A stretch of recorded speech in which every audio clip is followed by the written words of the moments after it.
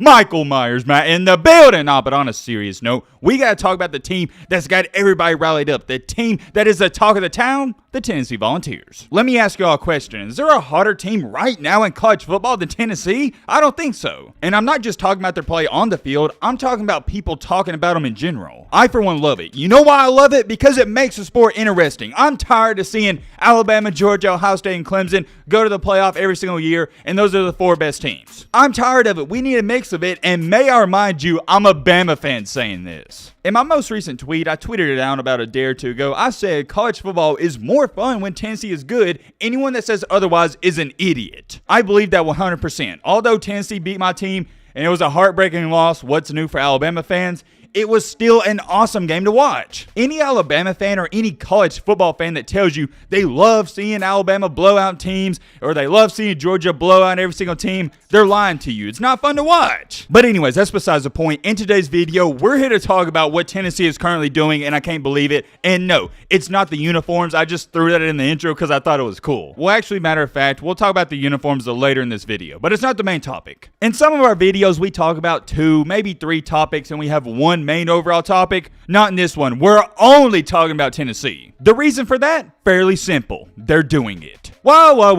Hold on. I know what you're sitting there saying. Yo, Matt, what are they doing? Well, my friend, I am glad you asked that question because they are doing something that I deemed and I stated on this channel I thought it was impossible. It wasn't a bad take whatsoever. I had Tennessee fans even agreeing with me on it. We're going to talk all about that in today's video. As always, we're on the road to 300K. On one of the previous videos, I said let's see how many new subscribers we can gain from this one, and I'll tell you in the next one, and we gained over 300. Thank you all so much for the new subscribers and everyone that's been subscribed for a long time. Major shout out to y'all. So let's do it again on this one. However many subs we gain from this one, I'll tell you in the next one. It's simple. All right, Matt, they're not subbing. Blah, blah, blah. Shut the crap up. Now, without further ado, let's get into it. Good old Rocky Top. I want to start off this video by saying this. I am so happy, and I think some of y'all can tell by the passion and excitement in my voice that Tennessee is back to being relevant. Of course, I'm happy for Josh Heupel. I'm happy for all the players and whatnot. I know they work hard.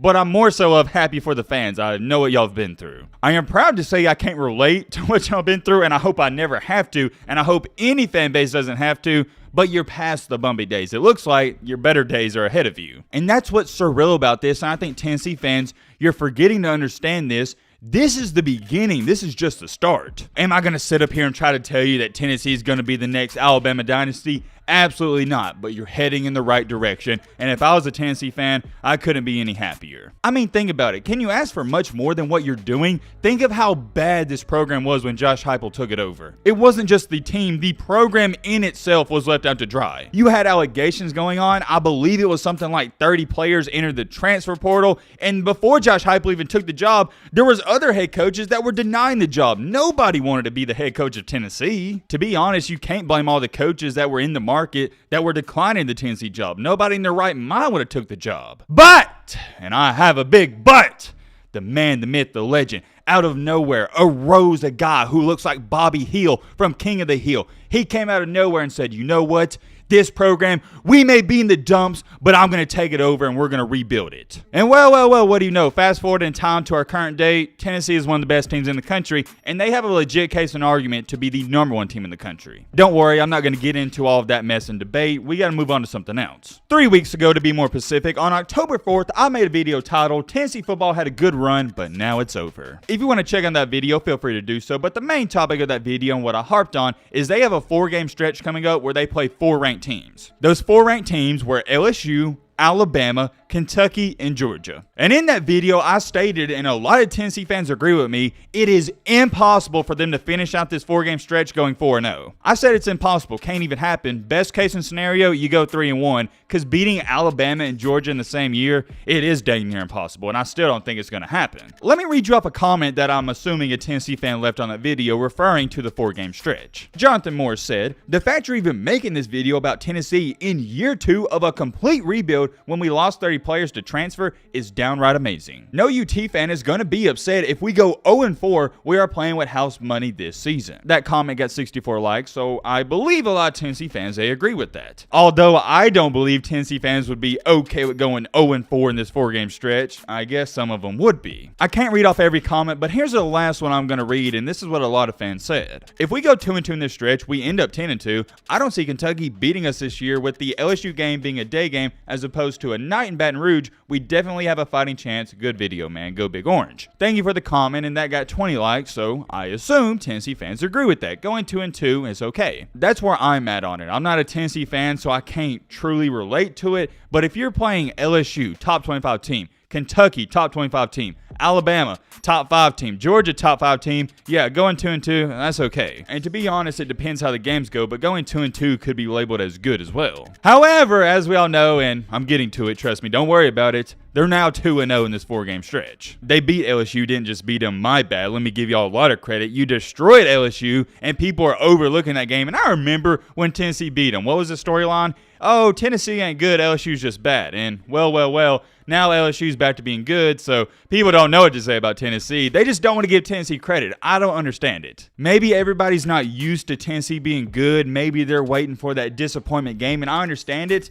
But you gotta give credit when it's due. Say what you want about me, but Matt always gives credit. I'm gonna be quick to criticize your team, don't get me wrong on that, but I'm also gonna be quick to give you credit when it's due. Continuing along here, since Tennessee is now 2-0 and they got one of the toughest games against Alabama out the way, this impossible 4-0 out of this stretch is kind of looking like the possible. It's still far-fetched, and I think a lot of Tennessee fans, you are scared of this Georgia game, rightfully so. You got to go to Georgia, and they're the #1 team in the country, but it doesn't seem as out of reach as it did 3 weeks ago. Let's be honest here. I know Georgia won the championship last year. Much respect to them. I think Georgia is a great team, but Alabama is still the gold standard. You can ask a Tennessee fan, which team did they want to beat more, Alabama or Georgia? They'll tell you Bama. That's what every team in the country is going to tell you. It's because when you think of college football, the first team that anybody and everybody thinks about is Alabama. Why do you think even till this day, when you watch College Game Day or you see some team in the Midwest or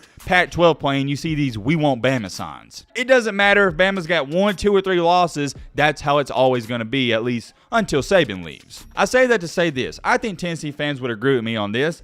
Alabama is a tougher team to beat than Georgia. If you don't agree with me on that, I got to call you an idiot because you ain't beat Bama in 15 years. But here's the thing, though. You got over that hump this year. You beat Bama. So now it kind of seems like, hey, we beat the top dog. We beat the alpha omega in Bama. So why can't we beat Georgia? You see what I'm saying? There's this new confidence in that entire program and fan base. But whoa. Hold on. You don't play Georgia till next week. You got to worry about Saturday against Kentucky, a top 20 team. Do I think Tennessee is going to sleepwalk through this game? No, but I will say this. I don't think they're going to be as hyped for this one as they were for Bama, or they're going to be against Georgia. You got to understand something. These aren't professionals. These aren't 30-year-olds and 35-year-olds going out there in the NFL. These are 18, 19, and 20-year-old kids, except for Hendon Hooker. He's about 28. That's one of the hardest things about being a college football head coach. It is so hard to get these kids up and ready for every single game. Yeah, you can get them up easily for the Bama game, but can you get them hyped and excited and locked in for the Kentucky game? That's going to be a little different story. You know Matt likes his fun facts, so I'm going to bring them out. Tennessee runs the 5th most plays per minute, while Kentucky runs the fewest plays per minute out of all 131 FBS teams. If you don't understand this, I'm going to try to dumb it down in the easiest way to understand as possible. Tennessee likes to go fast, Kentucky likes to go slow. Kentucky doesn't just like to go slow, they're technically the slowest in the country. That doesn't exactly play too well into Tennessee's hands. The Alabama game for Tennessee was a perfect storm. It was in Neyland Stadium, and it was going to be an offensive slugfest. The Kentucky game might be a different situation, and matter of fact, I'll stand on this statement. I think it will be a different situation. You're not going to see a 52-49 game. I think at max, Tennessee, they're in the high 30s. I know that sounds like a lot of points, but believe it or not, for Tennessee, that's not. More than likely, you're going to see Kentucky try to slow this game down, run the clock, and if Tennessee has a fumble or an interception here or there, that could change everything. Whereas in the Bama game, when Hendon Hooker threw that pick, and even with having that